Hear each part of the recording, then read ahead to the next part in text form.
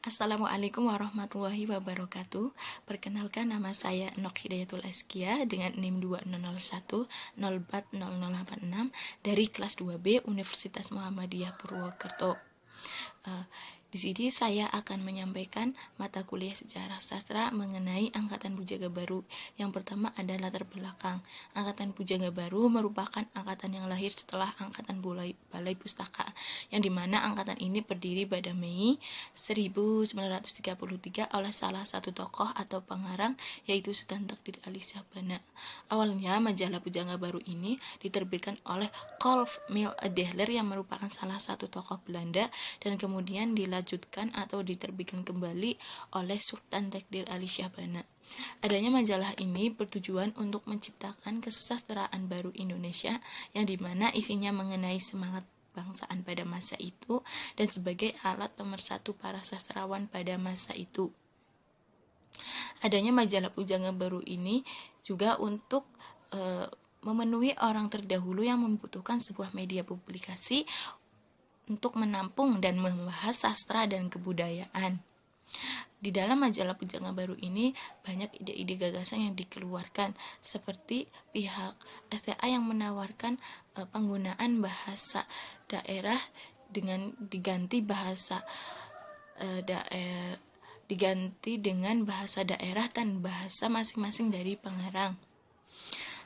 Angkatan ini juga sebagai bukti perlawanan banyaknya sensor pada majalah Angkatan Balai Pustaka, yang dimana di dalamnya mengandung unsur nasionalisme dan kesadaran bangsa.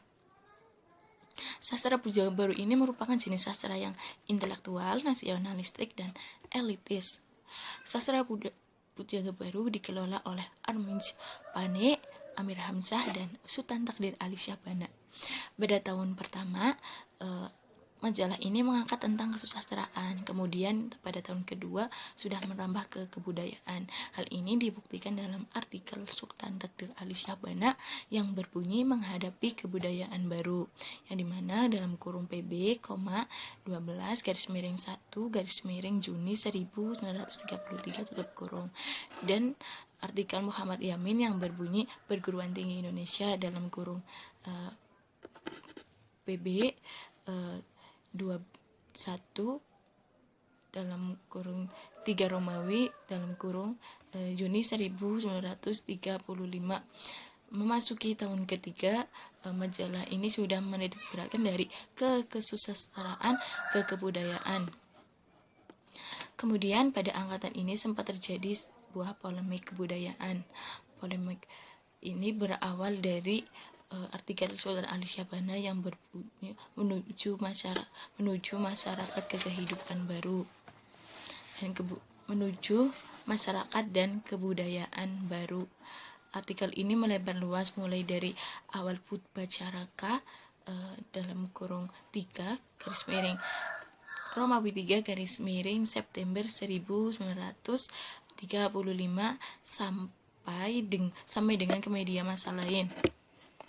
Artikel ini mendapat banyak tanggapan, salah satunya dari Sanusi Pane dan Purbacaraka, karena menurut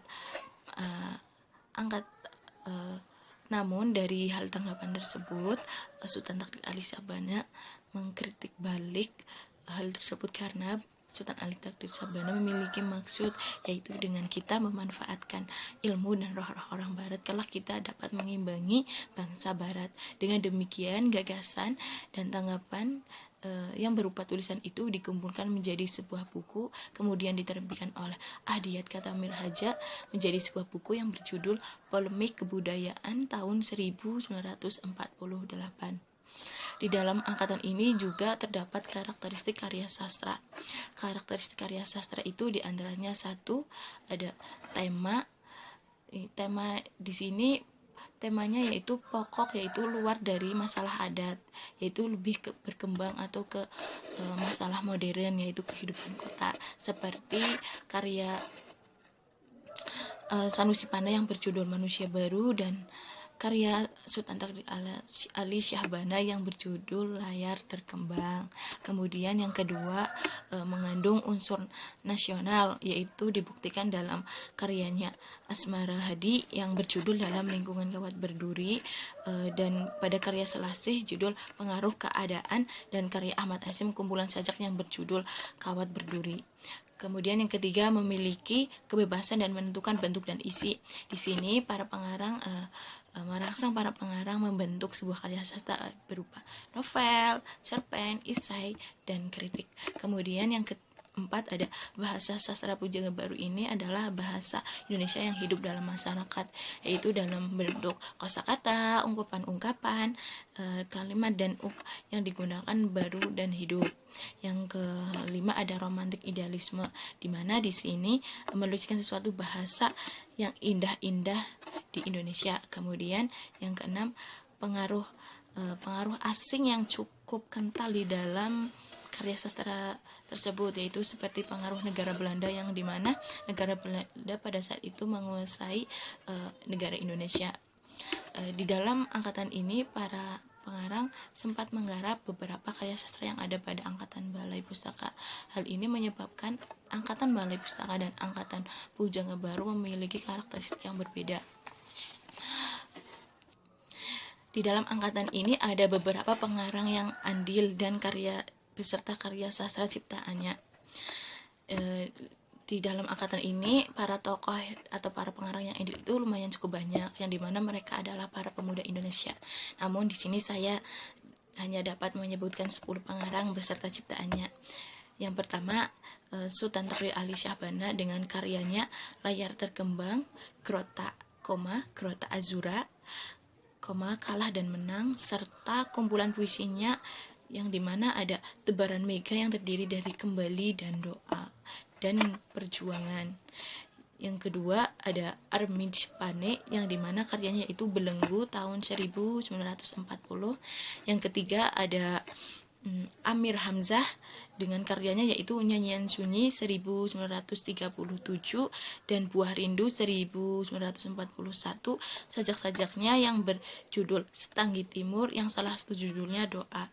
Yang keempat ada Muhammad Ali Hasyim atau Ali Hasyim, yaitu karyanya yaitu Kisah Seorang Pengembara kumpulan puisi 1936, Dewan Sajak kumpulan puisi 1940. Yang kelima ada Muhammad Zain Saidi atau Mozasa, karyanya yaitu sajak yang dimuat antara lain dalam Pujangga Baru. Yang keenam ada Fatimah Hasan Delais atau Hamidah, karyanya yaitu Kehilangan Mustika bergenre roman. Yang ke-7 ada Suman H.S atau Hasibuan, karyanya yaitu Mencari Pencuri Anak Perawan. Yang ke-8 ada Asmara Hadi, karyanya yaitu Di Belakang Kawat Berduri. Yang ke-9 ada Abdul Muiz, karyanya yaitu Salah Asuhan atau Pertemuan Jodoh.